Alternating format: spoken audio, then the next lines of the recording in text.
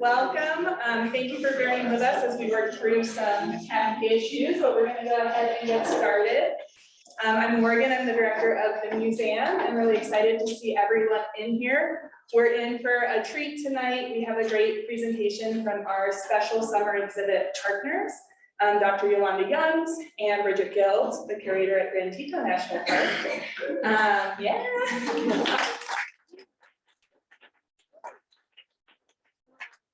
Coordinate this, and I expect you both to introduce yourselves a little bit more. I'm not going to read a bio for you too.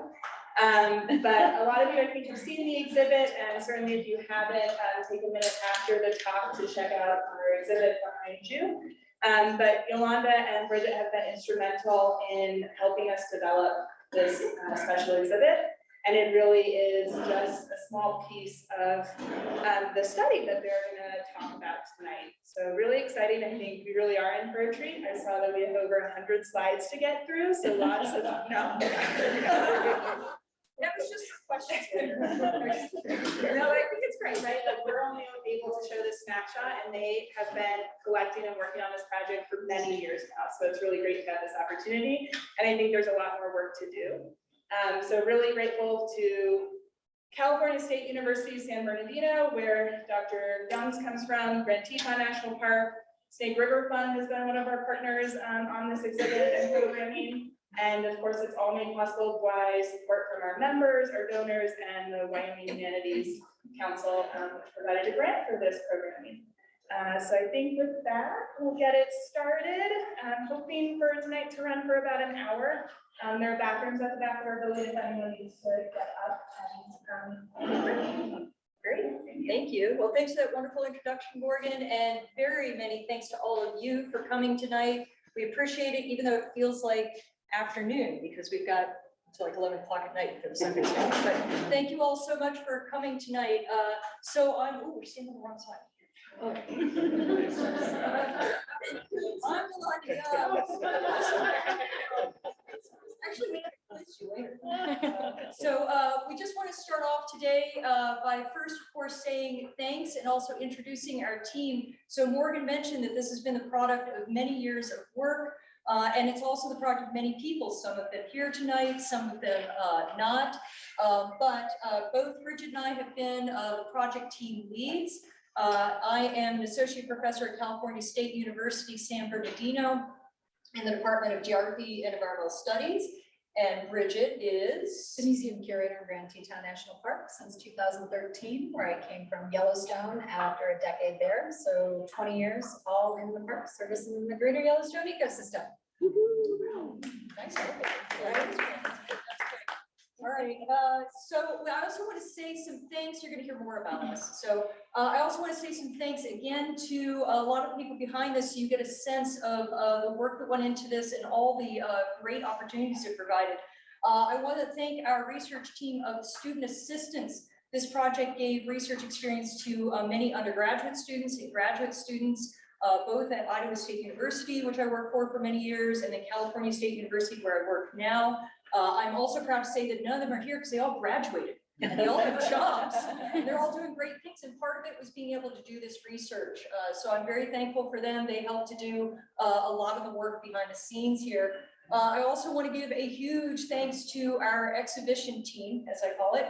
And so, of course, that is Morgan and Kirsten and the entire crew here at the Jackson Hole Historical Society. Thank you all so much. This museum exhibit was a pleasure and really fun to plan out and do with you all, and you've been great partners.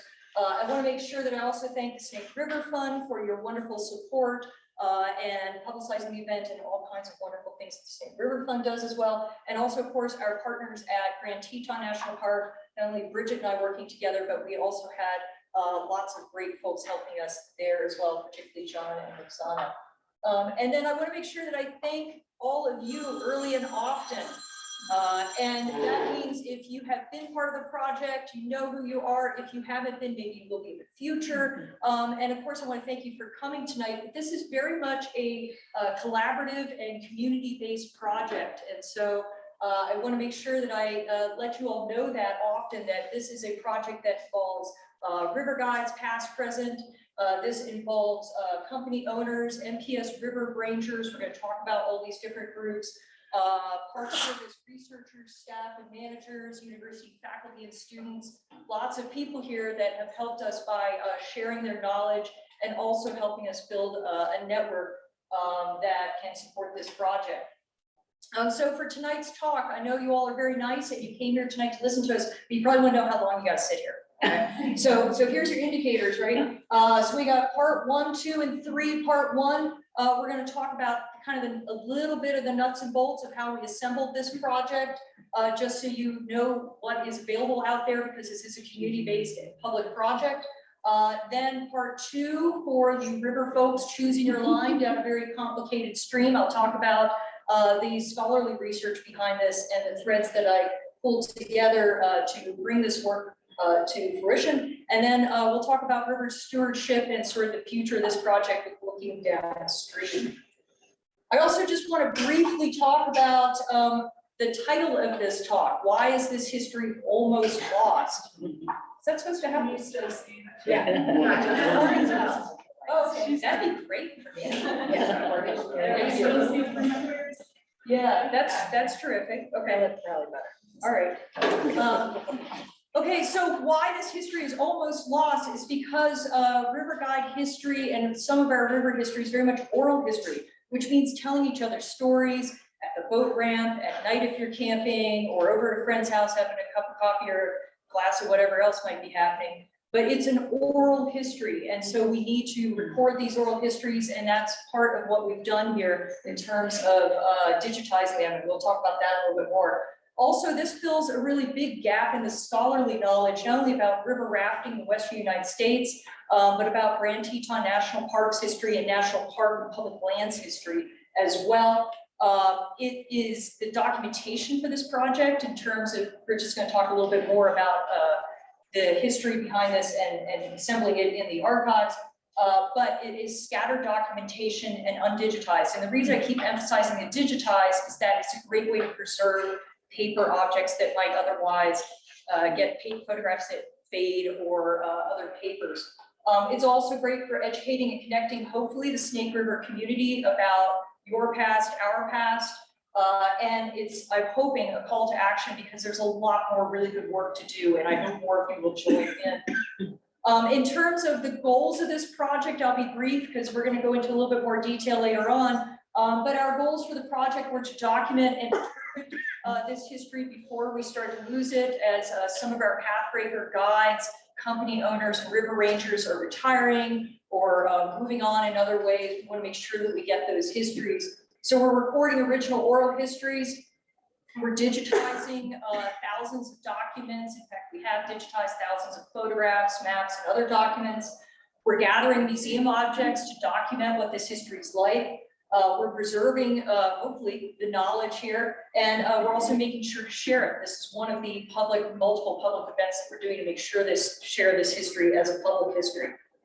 And as I mentioned, this helped to educate and provide methods, training for undergraduate and graduate students, and they helped with the transcriptions for these oral histories, recording the oral histories, and also organizing many of these digital documents and scanning them.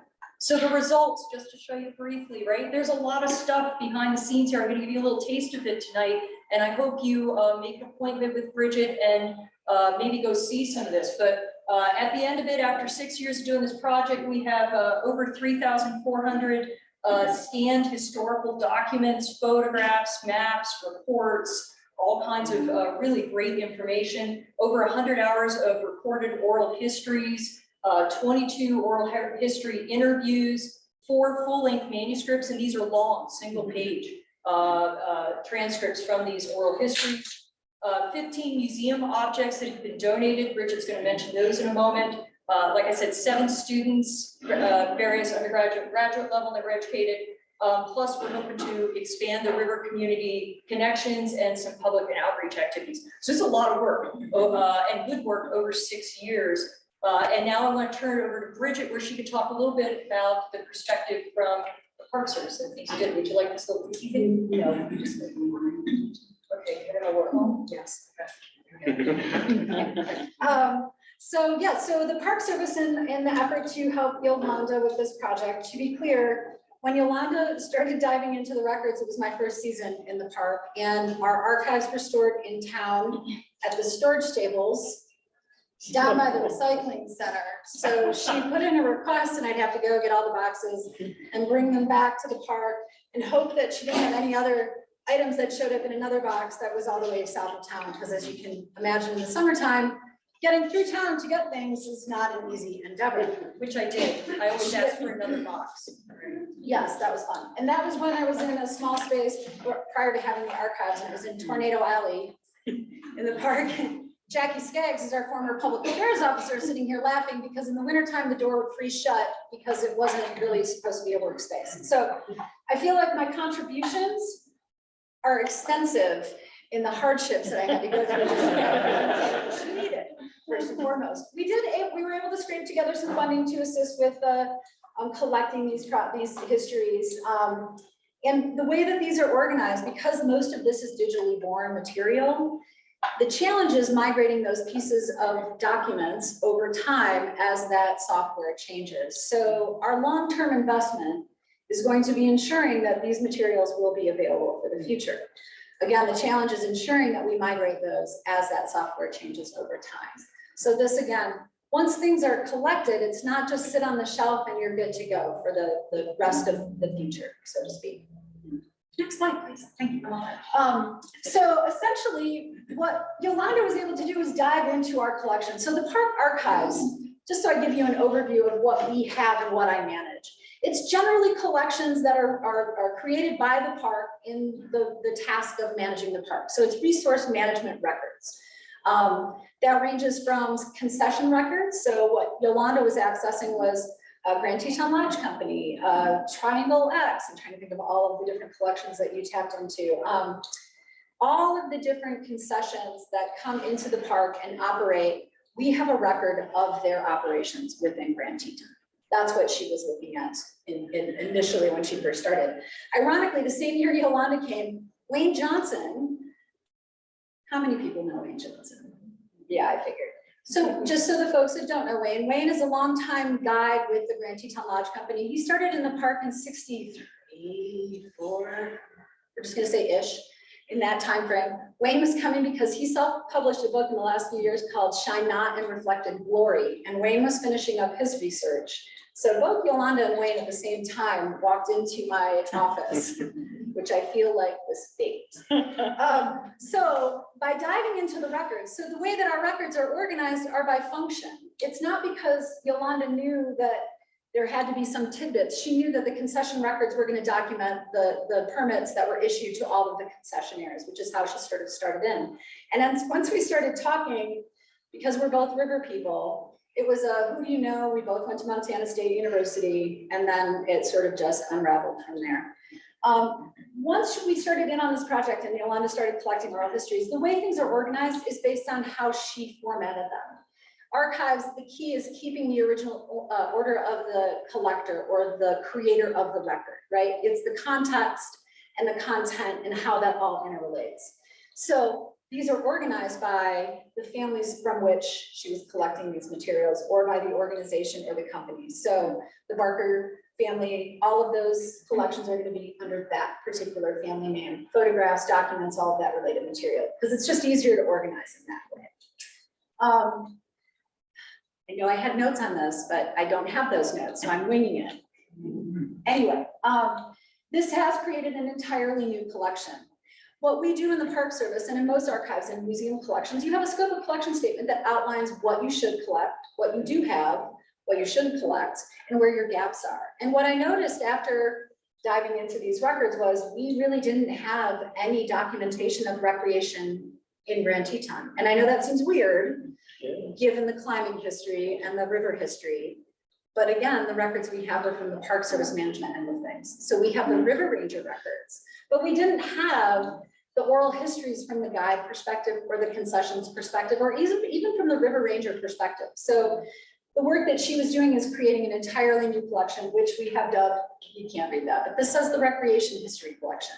So that now is its own standalone collection that has its own accession number. It will be cataloged at some point. I'm not an archivist, so we'll work with our Intermountain region to catalog those. And then ultimately, the goal will be to make those accessible. But given the volume of the size of those interviews, we can't put the entire interview online. We just don't have the bandwidth to do that. So we have to sort of get those down to a bite-sizable segment so that we can put them out there for the public to consume. Yes. So what we ended up with, aside from the archival materials, which are the paper-based or the videos or not videos, the oral histories or the photographs, that's the paper-based 2D materials. The 3D items are the museum collection pieces. So we have an orlog, we have a couple of the PFDs, we have 2 examples of each. So we can have a consumptible item to put out for exhibit. And then I have a piece that we have 2 of these each. So I have another piece that will be in the museum collection that will not go on an exhibit, that will be preserved for the long term. Anything that you curate has a cost. You have to clean it, you have to photograph it, you catalog it, you document it, you rehouse it, and you care for it in perpetuity. So again, it's not a put it on the shelf and you're done with it. It's a constant making sure that we are maintaining these things for future generations. And I think it's important with this history in particular, this exhibit itself is something that I tried hard to get in the park. But when you think about the visitors that come to the park, they really are looking for these broader themes, broader histories. This is so regional. This is so specific to Grand Teton. And while yes, there is this bigger story that ties into what Dr. Youngs is doing, this particular piece of this is so regional and so focused that having this relationship and this partnership with the Historical Society allows us to exhibit this here. Because for the folks that are coming through Grand Teton and they're stopping at that visitor center, they're not going to dive into this. This isn't going to have a relevance to them that it does to this community. If that makes sense. Next slide. So this is more of this, I took this yesterday because I went on the river and it was a beautiful day. It was just one of those days where I feel like I've been on a detail down in Southwest Colorado, beautiful place, but every time I come back and we float the river, my husband's back there and we get on the boat and he's fishing, I'm always on the oars. Yes, I'm always on the oars. It's a reminder, right? This landscape and this river, while people come down and they float it, and they may have a 4-hour float with the guide. And I think some people misperceive what guides do, right? It's not just getting people down the river, right? They have this entire time with a captive audience, whether they like it or not. And that experience really does make a big difference, right? What if it's the first time they see an eagle or an osprey or a moose or a beet, whatever wildlife, because there's a ton of them out there. This is huge, right? This is a big impact. And while we know that this story isn't the entire story, right? This is just the beginning. The histories are part of what are told through these photos and the objects are the history, right? It's these things that we assemble that help us understand a place in time and a snapshot. So this is the tip of the iceberg. There's probably a ton more out there, and we can't wait to see what that is. Next slide, please. So here we go. Again, this is this opportunity to understand how this exhibit, this experience, these objects tell a story. And for some people, this is as close as they're going to get to getting on the river for whatever reason. So having the opportunity to put your hands on some oars and think about what that would look like and feel like and read the experience of all these people, I think that's the key, right? I don't do this job so that I can lock things and put them away. I do this so that we can expose people to the history that we all love and enjoy. And that's all I have to say on that. All right, okay. I hand it over to Yolanda. Thanks, Bridget. So Bridget gave us a good perspective on that side of thing, and I just want to build off it saying this is a history of the Snake River, but it's not the history. There's a lot more to be done and a lot more out there. In terms of the line that I chose on this, I'm going to give you a little sense in terms of my perspective as a scholar and why this project was so interesting to me in a variety of ways, and the very great value I see in documenting and preserving this history, not only for the Jackson community and the National Park community and the Snake River community and Wyoming, but even more broadly.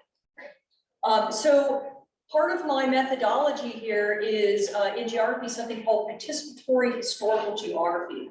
I was a river guide myself, professional river guide for about a decade. I started on the Snake River, I trained on the Upper Snake, and then I worked for a big company called Oars, and I got to move all over the place, including the Green and the Yaupon Dinosaur. I worked in Grand Canyon on the Colorado, worked on the San Juan. I worked on a lot of rivers, and I moved around the West seasonally, as many of you have, I'm sure, with the seasonal jobs that we all have.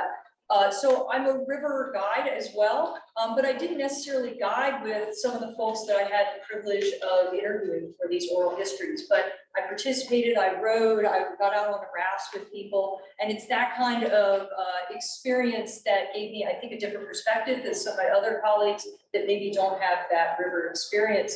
And just to give you a little taste of it, there are a lot of scholars in my field of geography, as well as many other fields about the recreation, tourism, history, all kinds of things, that are working on similar fields, although no one has done a geography and a history of the Snake River scenic guides. But I'm pulling on threads of literature from scholarship in cultural and environmental history of national parks. There's a lot of it. Also Western rivers in national parks and their environmental and cultural histories. Grand Teton National Park has a pretty deep reservoir as well of literature. And then there's a lot of folks that I know, a lot of colleagues that I have around the United States and the world, quite frankly, that are interested in river guides and commercial outfitters in national parks, or we call them national parks and protected lands, right? For those of you who are interested in the snake, maybe you know some of these works, but I just threw this in here as well. If you haven't read any of these are other great works in specific to the Snake River guiding community, people who have sort of nudged into this topic over various times. And I encourage you to pick these up from Vern Hooser. I'm going to mention him a couple times tonight as well. Margaret Creel's great book.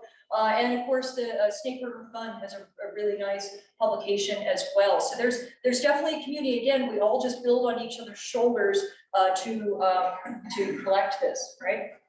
So the Snake River is big in terms of, so I'm a geographer, I'm thinking maps here. You're going to see some maps tonight, right? As a snake, the Snake River is one of the major rivers of the United States, of course. And what we're looking at here is just the upper Snake River over there towards Bridgette's side of the map. Specifically for this project, I had to carve out something to start it because, again, as you heard from Bridgette, there were some archival materials for me to work off of in terms of what had come before. But we realized soon that we need to collect some new archival materials to build this history for me as well as other people interested in this. And I also realized it's a big topic, right? So I carved out the stretch of the snake in the park, the upper snake from the dam down to Moose. I'm also starting to look up here as well to the little stretch that's free flowing outside of Yellowstone. And of course, there's a lot of the snake that goes south of the town as well. We'll talk about that later on. But this project was just upper snake, and it was commercial river guides, river rangers, commercial scenic float company owners. And I just kind of kept it within that group. And even within that group, I still am trying to collect oral histories. There's a lot of good work to be done here just to get started, right? So to be clear, it's just the upper snake, commercial scenic float trips, river guides, river rangers, and I was sticking with inflatable rafts as well. You'll see some of the stuff about the technology of rafting changes here too, right? So this is where we were supposed to have some fun animation, so you didn't have to see all these words at once, but well, that's not very effective, is it? Yeah, quick, Bridgette, jump. So I'll give you the punchline of the scholarly work here. I'm working on another paper, but also a book on this. And from what I've found from here, as well as I'm working on some other rivers, is that the development of the upper Snake Scenic Rafting was a really distinct confluence of specific events, certain people, the place here had a huge influence, and then technology of the time and as it changed. And it's the product of both environmental and cultural context of not only the river and Jackson as a town and the national park. It all came together. So geography is very important. This is a very place-based kind of project, right? So how it developed here is very unique and very place-specific, as geographers say, right? but the overall themes are not. Right. In fact, what I've found is that there are certain themes that are connected to other rivers and to other sort of that early era of commercial raft guiding. And I'll talk about that as I move on. Right. So this is really part of a much larger national story that I see and part of a larger era of outdoor recreation and river rafting boom that happened across the United States after World War II. So I'll introduce you to just a little bit of it here. One of the big themes or terms that I'm working with is something called the geographic hearth. And you've all come into contact with this at some point, probably in middle school, I need to say. The terms moved along a lot beyond that. But geographic hearth is referring to basically a place of origin for some sort of a cultural trend, right? So this is where ideas and technology are distributed around the country, right? I feel like that's a different talk. That is a different talk. Yeah, that's the late talk. The late talk, we get into distress, right? And it happens through this process called cultural diffusion, right? So that's a little dropper of stuff I'll give you. I don't want to overdo that part. But the cool thing about geographic hearths is that it's usually been applied to things like where did we learn, different types of agriculture as humans and that sort of thing. But here I'm taking this concept and I'm picking it up and I'm putting it into commercial rafting in the the United States, but I think a lot of it happens in the West. And I've identified 4 geographic hearths of commercial river rafting. They happen to all be in the Western United States. Like I said, this is a book project. It's another presentation. But that includes Colorado River, the Green River, so Grand Canyon Dinosaur, Salmon River, and our Snake River, I think is a major geographic hearth. It's one of the origin spots for commercial rafting. And it's up to me to make that argument, my scholarship to other scholars. But here are some of the things that I see, and that's what I'm going to emphasize tonight in my talk in terms of what you'll see. So there was generally a movement from wooden boats, sometimes stories, sometimes other things, to inflatable boats for all these areas. There were pathbreaker guides, and many of the early commercial businesses were family businesses where wives, sons, daughters, the whole family joined in making a successful venture. There is also in many of these areas, in all these areas, some version of a River Ranger program established itself and moved forward. There was different rafting technology that was place-based, but also shared among these different hearth areas. And then there were regionally based rafting communities that diffused, or they shared their ideas and technology, usually, quite frankly, in seasonal road trips where you go float on someone else's river and someone else comes float with you, and you start talking about, well, where'd you get that meter from, and why are you tying that rope that way, and what's your raft like, right? So broadly, there's a few things that happened here that I think really opened up the scene, if you will, for commercial rafting. One of them was the confluence of events.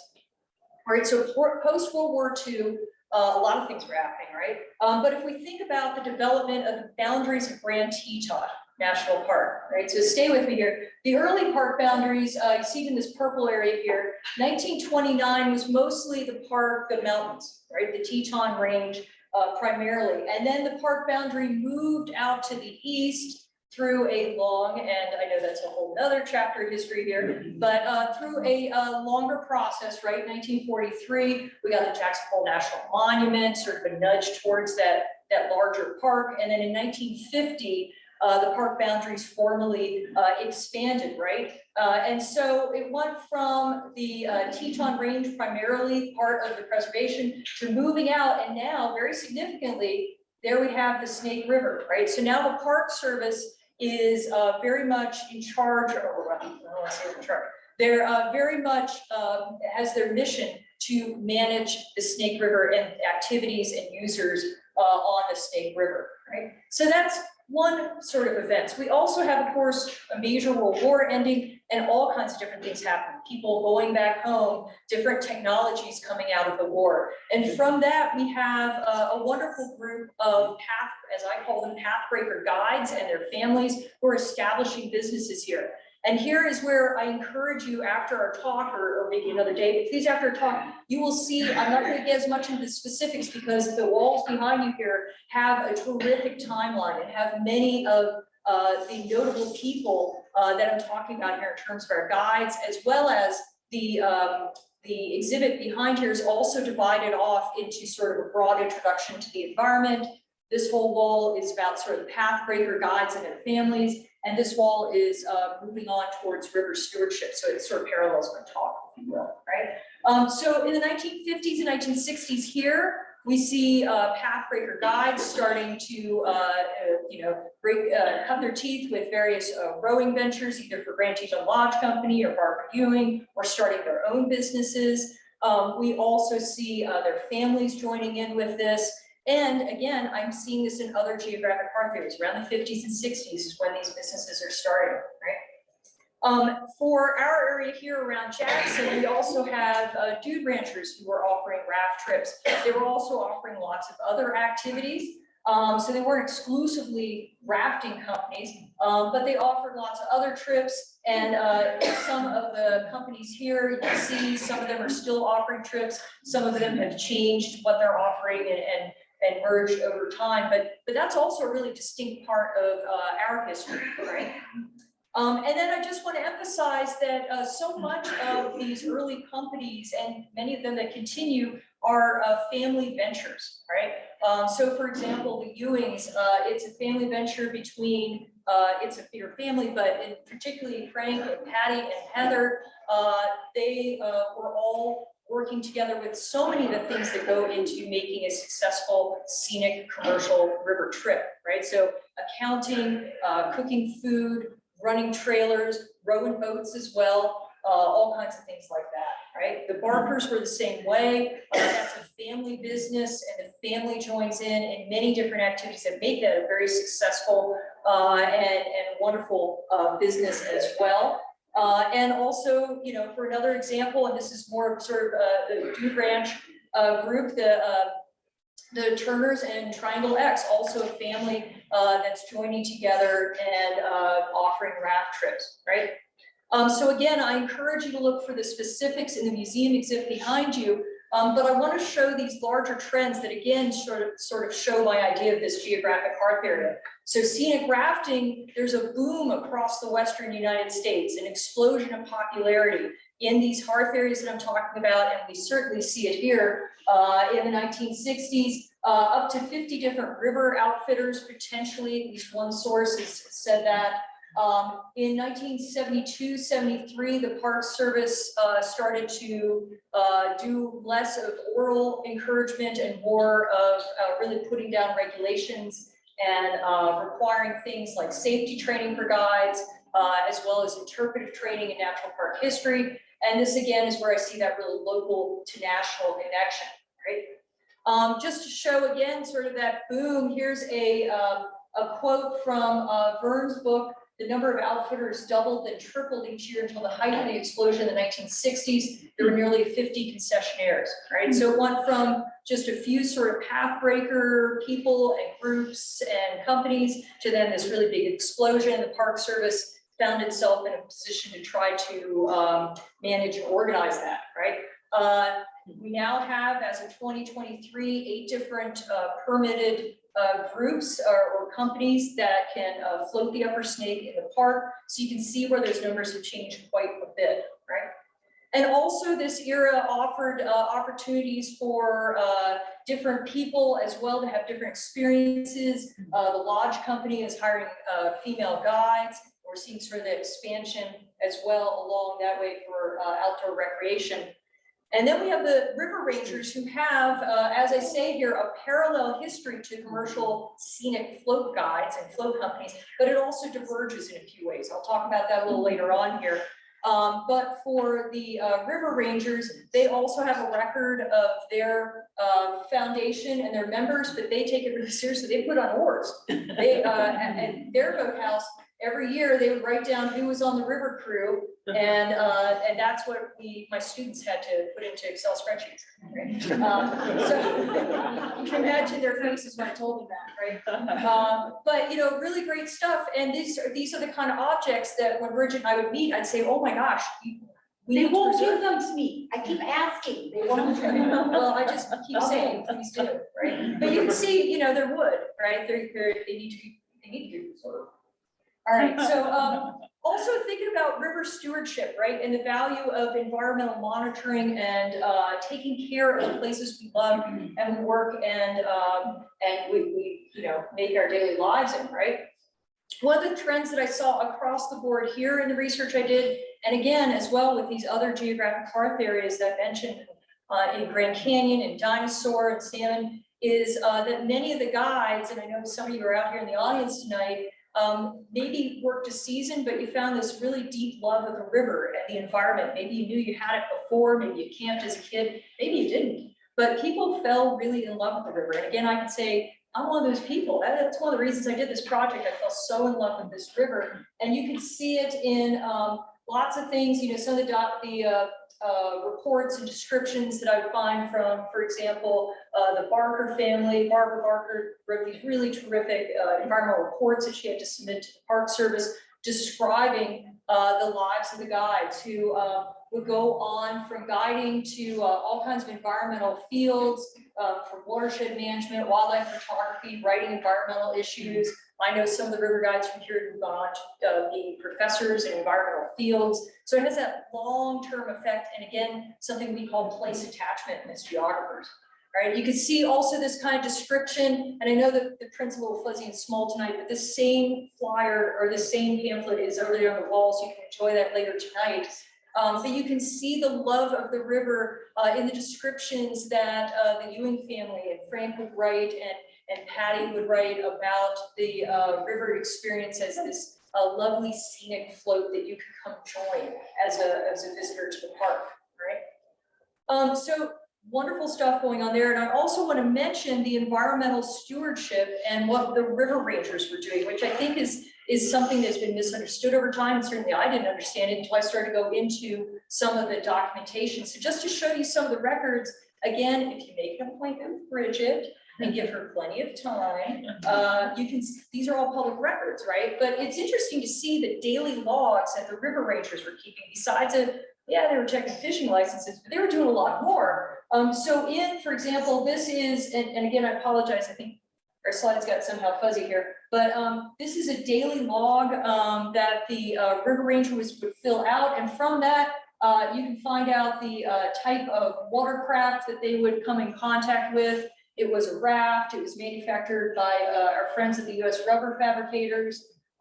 They would also list any kind of safety equipment, especially equipment that was required. And they would also recognize wildlife and all kinds of other things that were going on.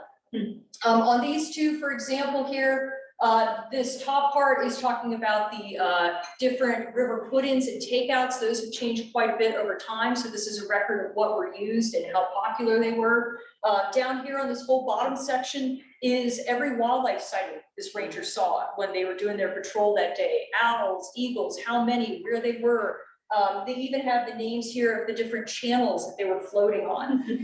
And then, a lot of annotated river maps. Again, I encourage you to see specific ones over on the wall here in the exhibit. But this is giving a report on channels. I know you can at least maybe see the red spots here, channels that were no longer floatable because it's a dynamic river, or other channels that maybe have opened up. And again, these were just to show you how extensive these reports were about every raft that was encountered, every wildlife sighting, and an incredible amount of details that helped me piece together as a scholar this larger trend that I'm seeing of changes in boating technology, changes in how we use the river over time, and changes on the number of people and the number of companies as well. Right? Some of the river rangers were also taking photographic evidence, which was great, again, from my perspective. So this is a donation from Phil Steck, who was a longtime river ranger. And this photo you may recognize from the exhibit there, just to show you the two of them. And so in this kind of work, you can look at these places that I know some of you know so well. Maybe some of you haven't seen this particular perspective. It's from the old RKO road, so it's a little tough to get to now. But here we're looking at Dead Man's Bar, and you can see changes in vegetation. You can see, obviously, river level changes, sandbar changes, maybe snowpack changes. And it's these kind of things that have been very helpful. Again, this is just to give you a little snippet of what we have available. And the Park Service has these really, really terrific historical high resolution aerial images. So for example, this is 1979 Schwabacher, when that was the main channel of flow, right? So, and they have lots of these, right? They're really terrific to look at. I also want to touch on what I see here in terms of rafting technology, which and much of that second part or the third part of the exhibit over there touches on this as well. So the modern day oar raft, kind of a version of what we have set out here, has all kinds of interesting and moving parts. There's lots of different versions, lots of different manufacturers. But again, I'm tracing them down to many of these rafts, I mean, all the rafts really, come from versions that were surplus equipment after World War II, and then they were adapted by the people who were working on whatever river they were working on. So here on the stake, they were adapted and designed, particularly I point out Frank Ewing and Dick Barker. They designed a raft called the Snake River model that was built on those surplus models, but then they adapted it to the very specific Snake River in terms of how deep the river was, what they wanted their clients to experience. And that raft was so popular that here we have this picture of the Ewing's yard here. In 1972, they bought quite a few of them from rubber fabricators. They kept a group of them, and then they sold some of the other ones and basically seeded other companies with the Snake River model. And then those companies, when they needed a new raft, they bought another Snake River model, right? So you'll see this on much of the upper Snake and quite frankly, the lower Snake too, right? And as I mentioned, these are repurposed from the military. Again, the confluence of events after World War II. These boats were in wartime, much of them as various activities, right? So the sweep boats that the Lodge Company runs, these nice long boats, their previous lives, they were pontoons and holding up bridges in Europe during World War II. And then they come back here and a few of them end up in Grand Teton National Park. And you can see those in the imagery. And again, you can see some of these pictures on the walls later on. You can see those adaptations, those changes in the rafts over time. These smaller rafts that you see now, we think about maybe as paddle rafts. Those were assault boats, basically, because they were quick and maneuverable in wartime as well as in peacetime. And those were, when they came, particular boats were useful for people like Dick Barker or Frank Ewing or many other companies that were just small businesses starting up. They would buy a couple surplus boats, they would mix and match, but they could take them on the river and start to hone their craft as offering a scenic trip. And then, as I mentioned, over time, the boats change. So each of these different geographic park areas have slightly different boat designs. Here we actually have a Snake River model. And you can see another quote here from Barker Ewing brochure talking about the intentionality. They actually share this with their clients in their brochures of our rafts are designed with your comfort and safety in mind, manufactured to our specifications from heavy gauge ripstop nylon and neoprene material. I'm thinking a lot of guests maybe didn't have this level of knowledge, but you know, giving them that. These rafts represent the culmination of many years of river experience, and indeed they did, right? So whenever you're on one of those boats, and they're heavy boats, if you've been a river guide, you know they're heavy, but they are incredible boats, and they are adapted specifically for our place. To the point that the Snake River model was called the Snake River model, and that was the one that Ewing and Barker designed, and you can see a page here from a raft catalog where that particular design was being sold more broadly, right?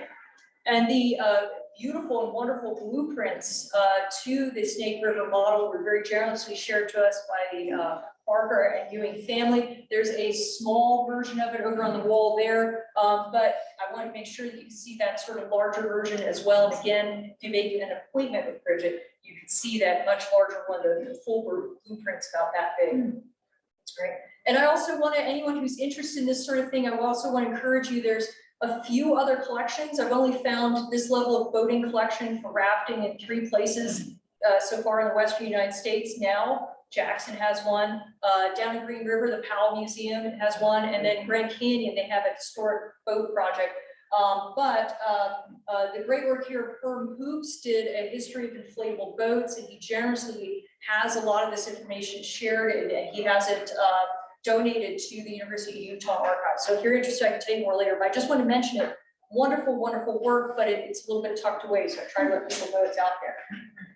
I also want to mention the importance of river safety and how things developed here in terms of, now I'm starting flying towards the end of the talk for those of you who are a little edgy. Where I want to mention that part of what's changed about the rafting environment, if you will, or the river guide scene and the river ranger scene, is that the places that the put-ins and the takeouts have been located have actually changed over time. Some of the historic ones aren't used as much. And you might even, on this list of all the historic ones that I could find, you might recognize a few like Cattleman's Bridge or the RKO site, certainly Schwabacker, that are not as often used, but these were at various points quite popular, especially the Schwabacker one, right? So the Snake River is a deceptively dynamic and quite dangerous, it can be a quite dangerous environment. I call this project, and the book is called Braided Channels, because I name it after the environment of the Snake River. You can see all these etches and sketches, the landscape and the satellite image are different channels of the Snake River. But I also call it Braided Channels because all the interwoven lives from these pioneer families and groups that really broke new paths here. There's also a lot of really terrific work that I'm building on here from colleagues that do environment and channel geomorphology studies, basically, and they've shown and documented how much this river changes over time. And it changes by year, by season, on the high water times of the year. It could change from the morning to the afternoon. For those of you who live here and you know the river, this is not news. But the interesting part is that, of course, you have a population of people who are river guides who are going out every day who have to know where those channels go, and they have all kinds of wonderful names for them that have also changed over time depending on how that river is flowing. And that's a great way to communicate where you can float. So, for example, one of the really distinctive channels that was quite popular is at Schwabacker. Now it's like an iconic photographic site and beaver home, pretty much. But if you go there, you can see the historic channel, even if you didn't know it. And so this sort of light green area, this is obviously water now, but this would be where the whole channel was, and where the trees are is the edge of that old historic channel. Like I said, here's from a Park Service website. Again, I did not take this beautiful picture, right? But you can see the edge of that channel was very wide and it flowed quite a bit. And then the river changed path one high water year, right? It happened, I believed, in '97, and I believe I was rowing that year. But you can also see, as I mentioned, with this dynamic river, it's more than just saying, yeah, a lot of water, it flows, but it changes people's lives, and it changes the experience of the guides who are rowing it. It changes the experience for the visitors, who would see a whole different thing if they took their parents or if they took their kids different times a day. And those channels each have a variety of names. Here you can see a lot of annotation going on as Schwabacker was starting to change course. Again, I just want to point out that the river rangers were also monitoring and mapping this same river and these same stretches. They used some of the same names that the river companies were using. They also used some other ones internal to them as they were out there, right? So you can see these different maps over time. And again, many of those are on the wall. I encourage you to look at those. I know there'll be a little higher quality over there. And you can see here generously shared map by Bill Guheen from the Grand Teton Lodge Company, showing all the different activity around Schwabacker and now around the maze, which is where we do most of our floating, right? To document this with the project, as I mentioned, a lot of students helped me on this project. We went to all of the different historic put-in and takeouts, and we're doing what's called a repeat photography study. So we have a historic photo set from the Park Service archives from 1974. I went back in 2018 with my students. We tried to take the exact same picture as best we could of the exact same place, with the exact same frame, and document how those places have changed. This is, of course, Schwabacker. This is at Pacific. And so we have that set, and then this summer I'm going back for a third set. So I'll have a 1974, 2018, and 2023. Again, useful for seeing environmental changes as well as cultural changes, And then I just want to say as well with the river safety part and thinking about that interaction between the guides and the guiding companies and the NPS river rangers, it is of course a very dynamic river, and part of what the river rangers are doing are there for safety and rescue at times. And if you've been up to the park, you'll know one of these signs pretty well, warning people that this is a dangerous river, and sometimes deceptively so. It looks like it's a pretty slow, flat river, perhaps to some people, but it has a number of challenges, as you can see from, for example, stories that come out. Here's the same story from the show with the Park Service, and it's some local news of rafts where people made that wrong choice in choosing their line down the river. And unfortunately, this happens every now and then when people misguide or misunderstand what their choices are, or perhaps misunderstand the river, right? And so we all have, if you've been on the river, you've had one of those days where you start off and the skies look kind of dark and you're floating down and it's a beautiful day, but you think to yourself, either I need to get off or I need to push and get off this river pretty quick, right? And these are showing you too, you know, the information that I know the Park Service tries to provide, and certainly this is very much in river guides' heads of the flows. So this is just looking at June 1997. You can see the much higher flows in that big water year, and then a more recent flow rate as well. So the amount of water going down that river changes, the channels change, and then of course there's all kinds of fun and interesting objects that may move with you down the river, like giant pine trees that you have to move around, that create very, very dangerous strainers as well, right? So these are all things that need to be educated to the public. Certainly guides know this, and this is part of that safety and training that they all have, right? I also want to highlight the Park Service has, I think, recently updated the website to some really great tools and maps. I'm a happy person, more maps. But they have an advanced, what they call advanced Snake River map that shows the put-ins as well as some of the more noticeable river safety issues. They have river safety pamphlets they pass out, right? This is all part of that information that the river rangers are also using. And I want to point out in terms of technology, those river rangers are on a different set of boats. Now their timeline started a little bit later in the 70s, I believe, still working on their timeline, but they use smaller boats like this because primarily they're not taking clients, they're not taking tours, they're down there trying to get into the smallest channels or move through the big channels and maybe help with a rescue or maneuver quickly around through the river. So a little bit of differences there, but you can also see in their boathouse some equipment that you would see in any boathouse, of ropes and carabiners and PFDs, all that sort of thing, right? So looking to the future and what we have in terms of conservation and stewardship, and just sort of thinking of that view of always looking downstream like we do on the river.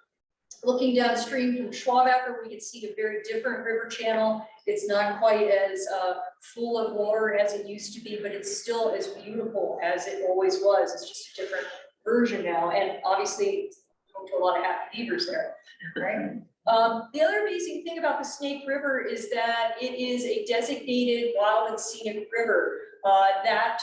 That program is a national program. It recognizes outstanding scenic values and recreational values here. It's also exceptional for the Snake River because it is part of our watershed. So there's actually multiple streams that are protected from that. So we have yet again another national story that's being written here in the Jackson area, in the Grand Teton area. Looking to the future too, I'm continuing this project with collecting oral histories of river guides and company owners and river rangers. I'm also working with, we continue to work with the Park Service. And my students and I are creating things called story maps that's going to have some excerpts from these oral histories. Bridgette mentioned that they're very long and big oral histories. So we're going to take excerpts so you can listen to them. And it also is going to have a lot more of the imagery to kind of, again, expand public access to this. I'm working on a book on this, as well as a couple more articles. There's a lot more great things to be done. But just in conclusion, the Upper Snake River really has, in terms of my scholarly opinion and the research I've done and building on others, a really distinct culture of scenic river rafting that developed here that connects with these larger cultural and environmental trends nationally. really distinct environmental stewardship, significant place attachments, some terrific innovations in boating technology. And as I said, I think it's one of the 4 geographic parks of the Western United States. So I've mentioned some of those trends to you tonight as I see, and I encourage you to go and look at the exhibit as well to see some of the more details. But I also want to remind you that this project, as I said, and Bridgette has said, is just a history or a geography of the Snake River. There's a lot more work to be done out there. The lower Snake River has an incredibly rich history as well. So documenting that, working with the Forest Service, there's fishing guides, there's other types of boats, whitewater rafts, all that kind of thing. More of this work is needed. So this is where I call on all of you to join in the effort, right? You can work with partnerships. I can help you find partnerships, perhaps here at the Historical Society or the Park Service. But in any case, if you are working with someone you think is a path breaker, create, record an oral history to ask them to tell some stories of when they got started with river rafting.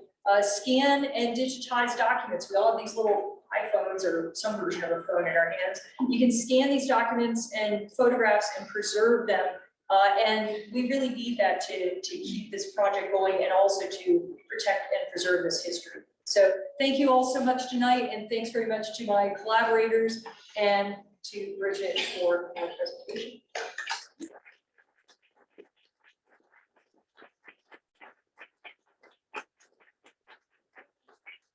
Thank you. I'm sorry I went over just a teensy bit of time. Do we have some time for questions? Yes, yep. Yeah, for those who can stick around, let's do a few questions if there are any from the audience. Okay, thank you all so much. We'll take some questions if you have for Bridgette or myself.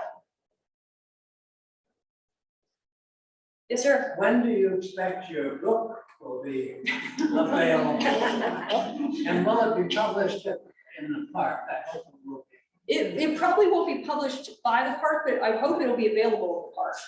Yeah. I think we know people to make that. Yeah. I'm hoping I have a book coming out actually this year on the Grand Canyon, and my press, University of Nebraska Press, has an agreement with the Park Service, and so we're getting it at the Grand Canyon National Park. So I think we've got a Park Service agreement.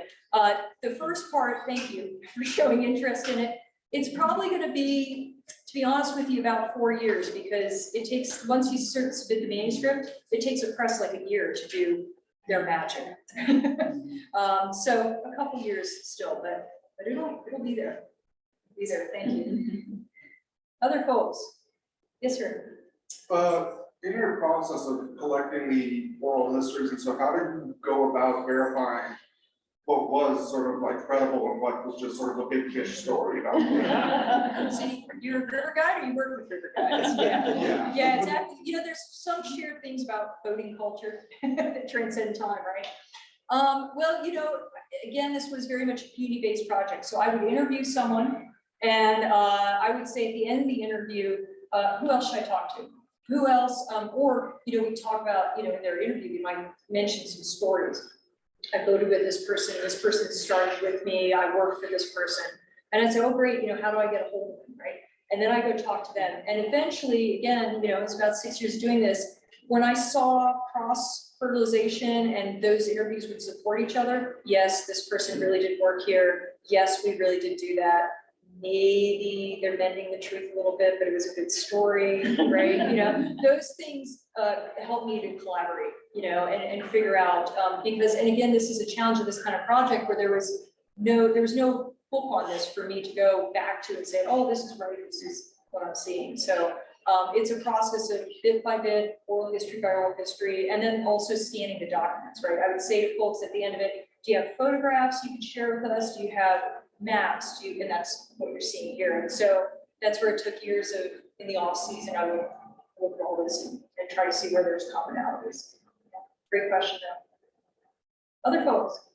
What's your book on the Grand Canyon?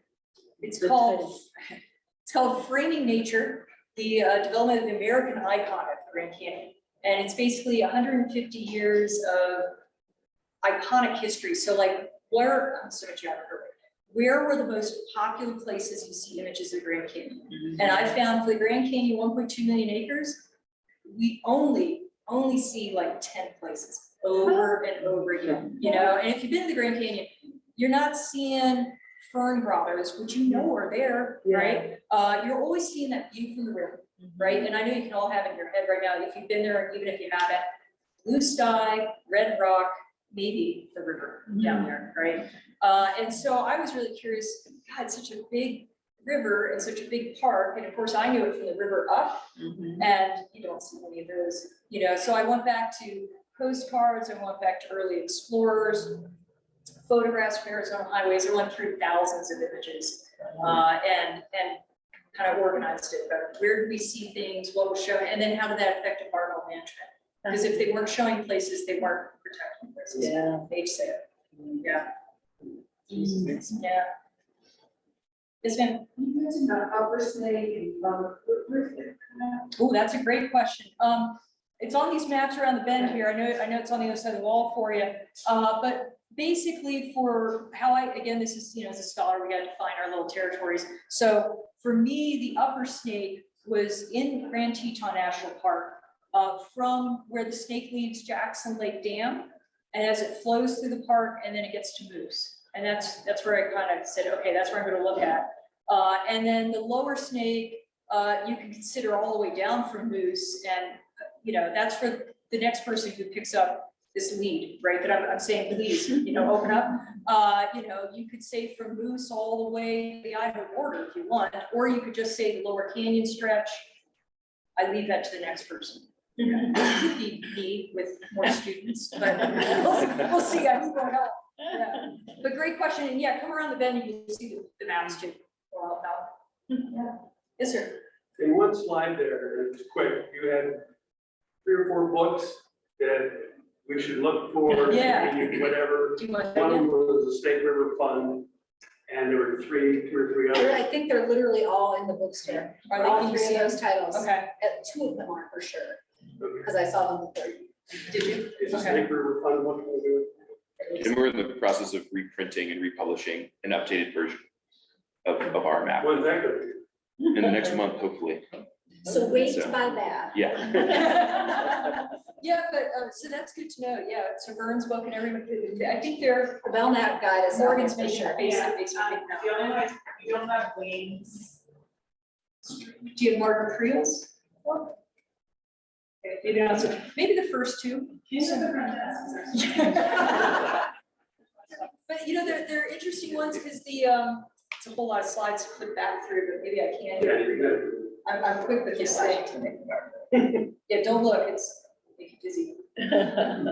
But the first 2 are, I'm not even sure if they're, well, I'm sure they're in print in some version of them.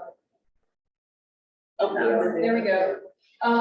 So this is Grand Teton National Park Snake River Guide. It's one of those long, skinny, like river guides. This one? Yeah, there we go. That one's out there. Yeah, and Got a so couple copies in the bookstore. you do have copies? About, I would say like 4, so you know. Okay, so a run to the door. We got 4. Yeah, everybody. 1, 2, 3. And then this book is this book right here. And that's really terrific. Vern was a river guide himself and wrote, and his book also goes down to the lower snake too, so you get a little broader view. And then Margaret Creel's is a naturalist guide, so a little bit more on the environmental side. And then Snake River Fund is going to be available very soon. Very soon, Very soon. updated version. And we've also got copies of Vern's book and Margaret's book. Oh, you do? Yeah. Yeah. Yep. And really great t-shirts and hats. I'll chat with them later. Afterwards if you want. Yeah. Yeah, does that answer your question? Okay. Other folks? Dr. Yo, I just want to say thank you so much. I think we're all like so indebted to you and your passion and your ability to perceive this history kind of slipping through the cracks and capture it while we still have some of this information available. So thank you very much. And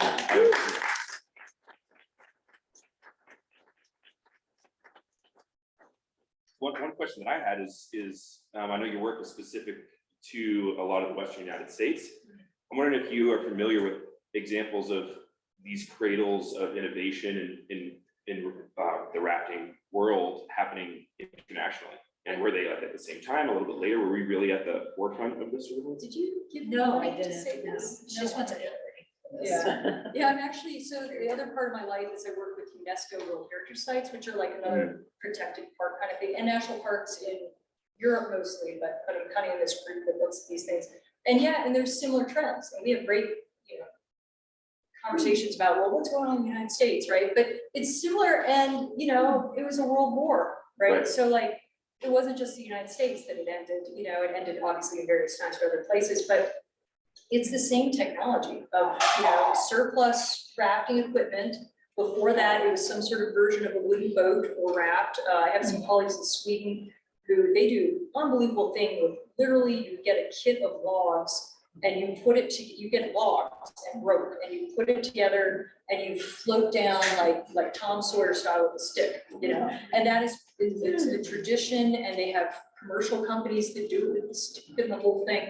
And then I do work in Venice with traditional boaters that do rowing and rafting and stuff like that. And they have, even Venice has similar, punctures in their timeline. They have a longer boating history, of course. But yeah, there's trends that I can see across the world of, the development of commercial rafting, but then every country has, when do you call it commercial, like for money? Sure.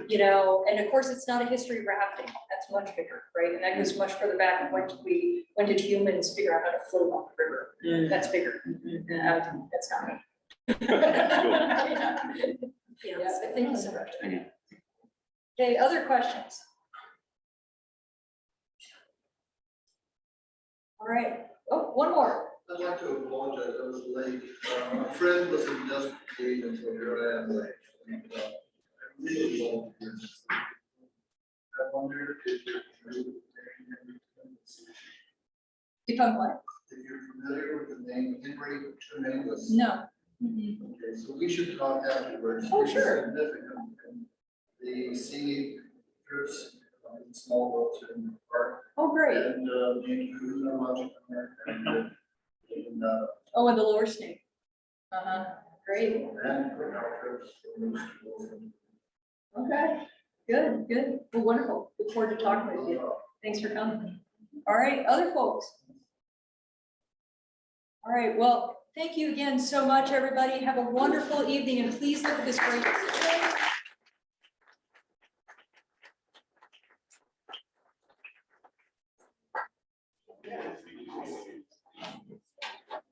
Well, thanks. It's true. You also.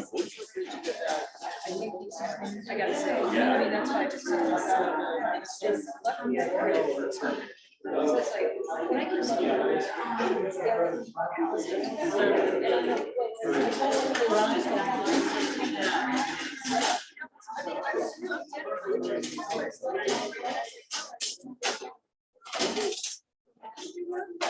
I'm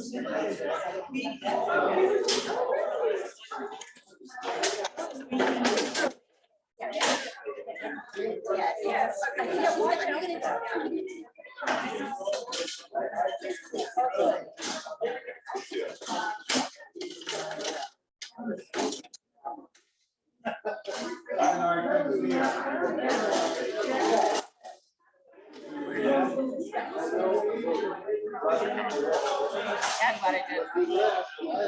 It's awesome.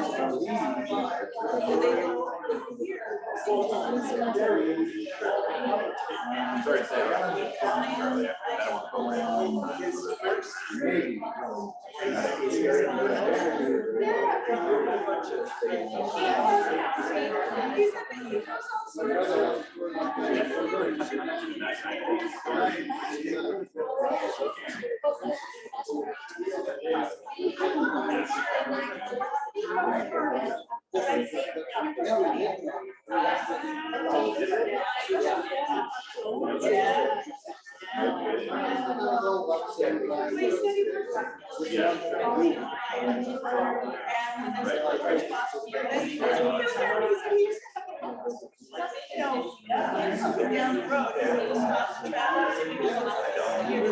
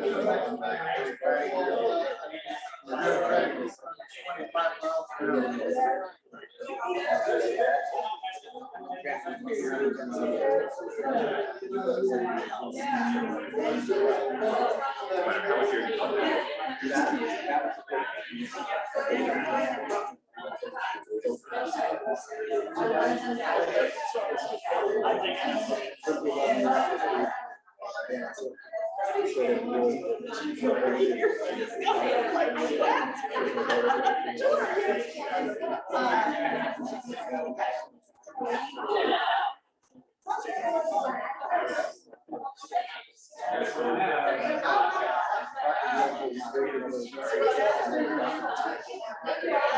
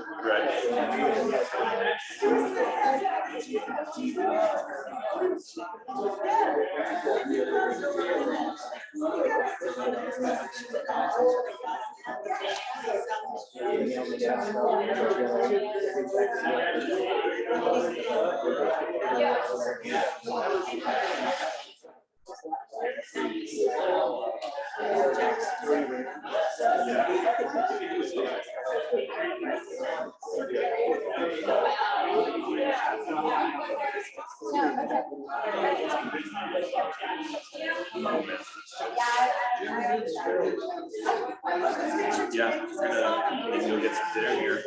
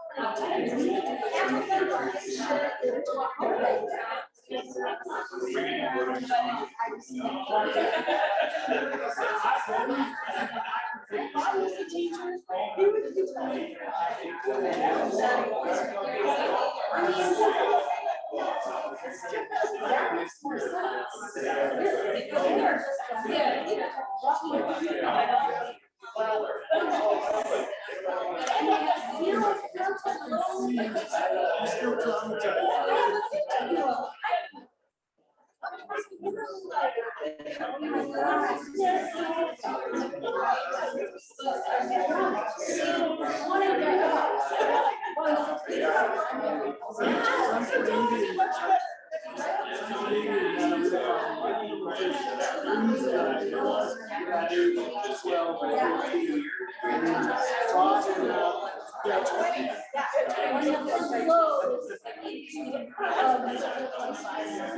like 25, yeah, especially for kids. Senior race is over there.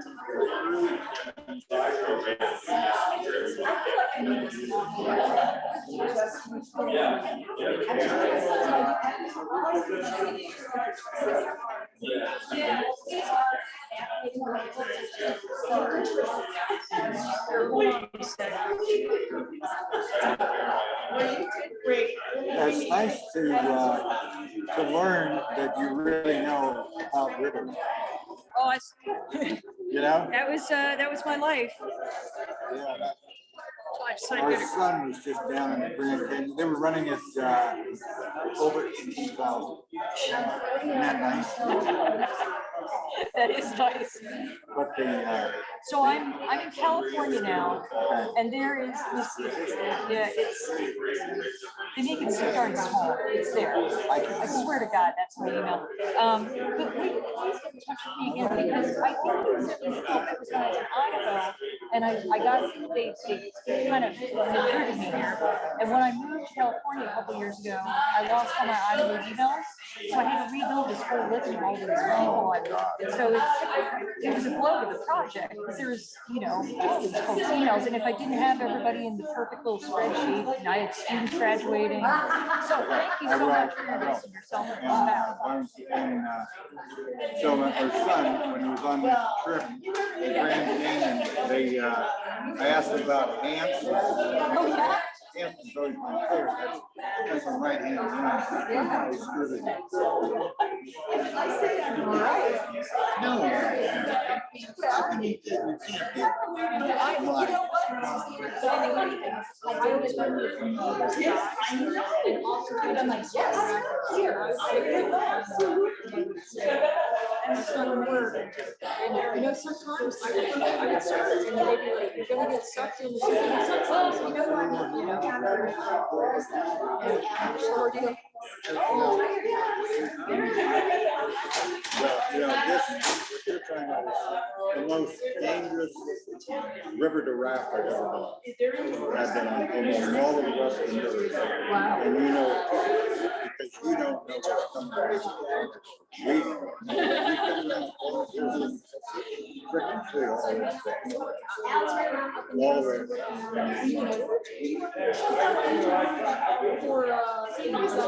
For Warm Springs.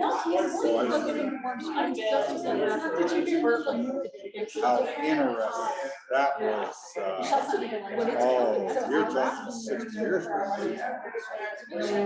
That's what the story told me. I don't know if it's true or not. But he told me very consistent. I didn't think George had. Like Crystal, look at Crystal, that went from nothing to when they had their plans. That made you go to the bank.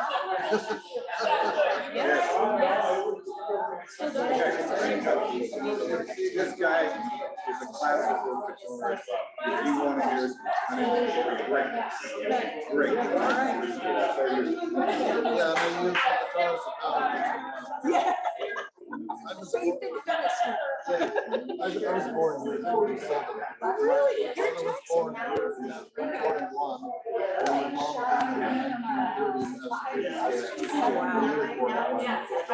This is my Oh, great. Oh, great. Yeah.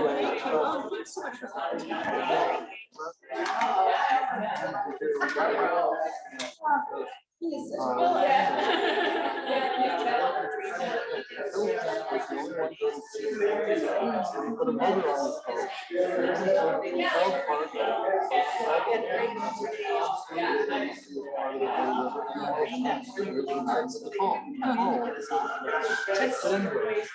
So my brother,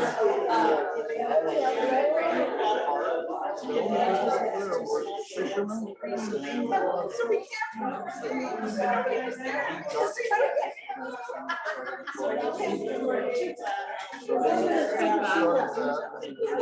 So